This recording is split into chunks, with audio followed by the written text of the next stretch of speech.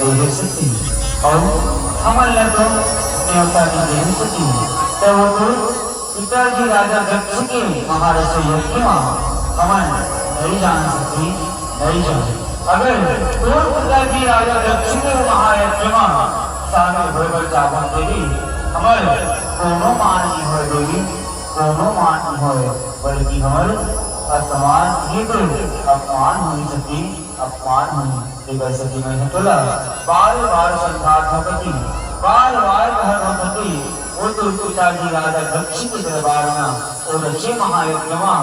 सामने होकर नहीं जान देवी नहीं जान सकी नहीं जान मुर्दा सकी